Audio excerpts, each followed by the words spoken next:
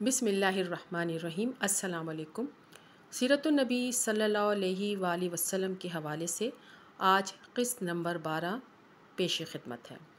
رسول اللہ صلی اللہ علیہ وآلہ وسلم کی شرافت اور دیانت داری کی خبریں بی بی ختیجہ رضی اللہ تعالی عنہ تک کیسے پہنچیں اور انہوں نے اپنے کاروبار میں کیسے رسول اللہ صلی اللہ علیہ وآلہ وسلم کو شامل کیا اور بی بی ختیجہ کے کاروبار کو آپ صلی اللہ علیہ وآلہ وسلم نے کیسے منافع پہنچایا، وہ کیا وجوہات تھیں کہ حضرت بی بی ختیجہ رضی اللہ تعالیٰ عنہا رسول اللہ صلی اللہ علیہ وآلہ وسلم سے بہت متاثر ہوئیں، ان کے دل میں رسول اللہ صلی اللہ علیہ وآلہ وسلم کے لیے جگہ بن گئی۔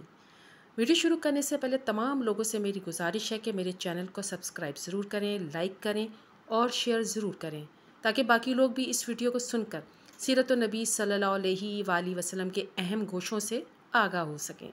آئیے اپنی ویڈیو شروع کرتے ہیں۔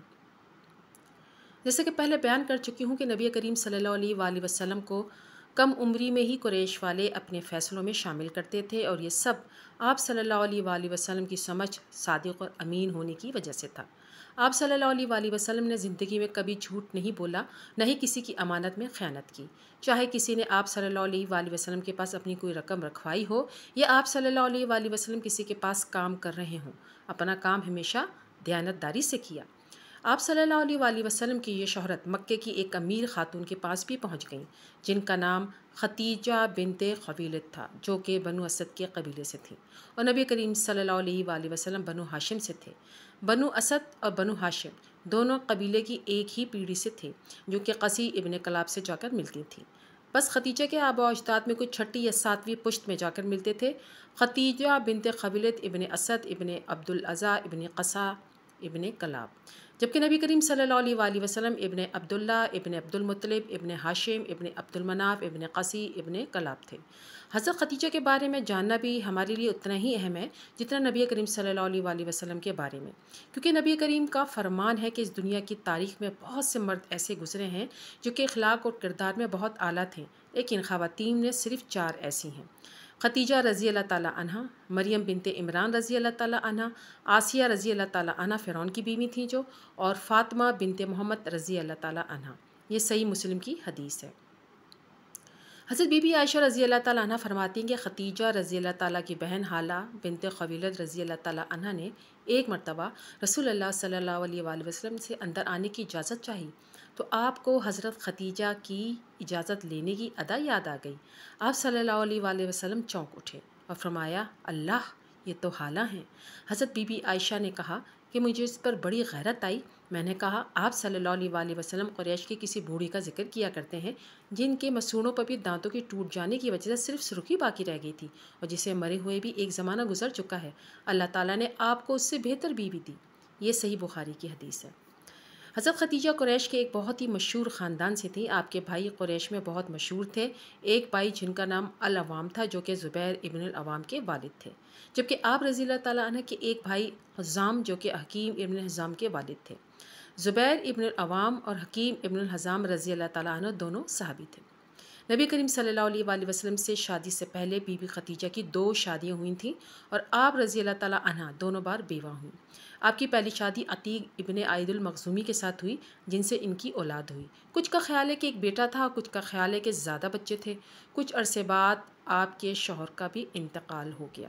اس کے بعد آپ کی دوبارہ ابو حالہ نامی شخص سے شادی ہوئی، جس سے آپ کی ایک بیٹی پیدا ہوئی جس کا نام حالہ تھا، لیکن کچھ عرصے بعد آپ کے دوسرے شوہر کا بھی انتقال ہو گیا اور آپ ایک بیوہ کے نام سے مشہور ہو گئیں۔ بی بی ختیجہ ایک بہت ہی پروقار اور نیک خاتون تھی، اور مکہ کے بہت سے لوگوں نے آپ سے شادی کا ارادہ ظاہر کیا، لیکن آپ نے انکار کر دیا۔ آپ کو لوگ عزت کی نگاہ سے دیکھتے تھے، اور اسلام کے آنے سے پہلے ہی آپ ایک نیک، ایماندار اور باعزت خاتون مشہور تھیں۔ اس کے علاوہ ایک بہت ہی کامیاب کاروباری شخصیت بھی تھی۔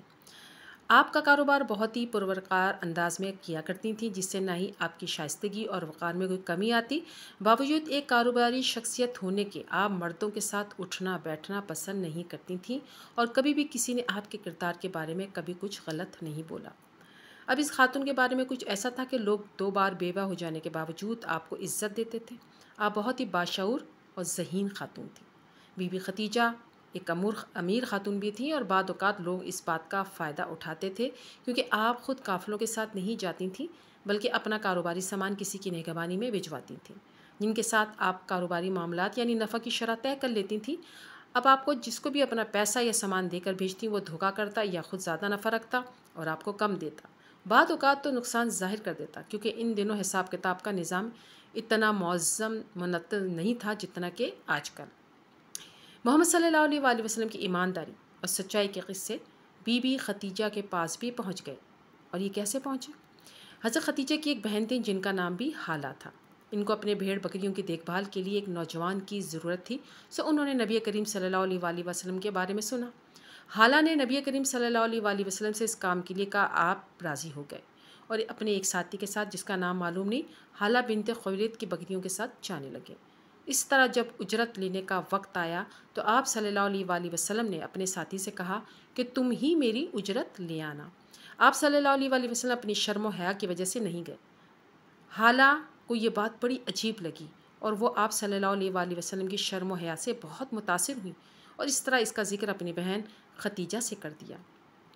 بی بی ختیجہ جو کہ پہلے سے کسی ایسے شخص کی تلاش میں تھی جس کو وہ اپنے کاروباری نمائندہ بنا سکیں، انہوں نے آپ صلی اللہ علیہ وآلہ وسلم سے اس سلسلے میں بات کی، اور اس وقت تک بی بی ختیجہ بالکل نہیں جانتی تھیں کہ یہ شخص محمد صلی اللہ علیہ وآلہ وسلم مستقبل میں نبوت کے عہدے پر فائز ہونے والے ہیں۔ بی بی ختیجہ نے محمد صلی اللہ علیہ وآلہ وسلم سے کاروباری شرائط طے کی کہ نفع کی شرح کتنی فیصد ہو وغیرہ۔ نبی کریم صلی اللہ علیہ وآلہ وسلم راضی ہو گئے۔ ساتھ ہی ختیجہ نے کہا کہ میں آپ کے ساتھ اپنا ایک غلام بھی بھیجوں گی جس کا نام میسرہ تھا، اور آپ صلی اللہ علیہ وآلہ وسلم نے اپنی زندگی کا پہلا کاروباری سفر کیا جو کہ شام کی جانب تھا، جو کہ بہت بابرکت تھا۔ نفع پچھلے تمام سے زیادہ تھا اور حساب کتاب ایسا تھا کہ نبی کریم صلی اللہ علیہ وآلہ وسلم نے ایک ایک پائی کا حساب دیا۔ اب بی بی ختیجہ کے دل میں نبی کریم صلی اللہ علیہ وآلہ وسلم کی عزت بڑھ گئی، کیونکہ ایک تو یہ شخص صلی اللہ علیہ وآلہ وسلم کاروبار میں نیا ہے لیکن اس کے باوجود نفع دگنا ہے، دوسرا پائی پائی کا حساب دیا ہے، اس کے بعد آپ کے غلام میسرہ نے جو بتایا اس سے عزت کے ساتھ عقیدت اور محبت بھی ہو گئی۔ میسرہ نے بتایا کہ محمد صلی اللہ علیہ وآلہ وسلم کے ساتھ ہر وقت ایک بادل کا سائبان رہتا ہے، آپ صلی اللہ علیہ وآلہ وسلم جہاں بھی جاتے وہ ساتھ جاتا ہے۔ اس کے علاوہ ان کا سلوک میرے ساتھ ایسا تھا جیسا کبھی کسی نے غلام کے ساتھ نہیں کیا، وہ مجھے بھی وہی کھلاتے تھے جو خود کھاتے تھے، اس کے علاوہ مجھے بھی وہیں بیٹھاتے تھے جہاں خود بیٹھتے تھے۔ اب بی بی ختیجہ نے آپ صلی اللہ علیہ وآلہ وسلم کے بارے میں سوچنا شروع کر دیا۔ میری تمام پڑھنے والی خاص طور پر بہنوں سے درخواست ہے کہ بی بی ختیجہ کی زندگی کا بغور جائزہ لیں۔ ابھی تک ان کی زندگی جیسے جاری تھی جہاں انہیں ہر طرف سے عزت مل رہی ہے، پیسے کی تنگی نہیں، دنیا جہاں کی نعمتیں انہیں حاصل ہیں، اور وہ ایک ایسے شخص صلی اللہ علیہ وآلہ وسلم کے بارے میں سوچ رہی ہیں جو کہ مالی اعتبار سے ان سے بہت پیچھے ہیں۔ امید کرتی ہوں یہ ویڈیو آپ کو پسند آئی ہوگی۔ ویڈیو اچھی لگے تو اپنے کمنٹ سے مجھے ضرور آگاہ کیجیے۔ ایک بار درود ابراہیمی ضرور پڑھ دیجیے۔ جزاک اللہ خیر۔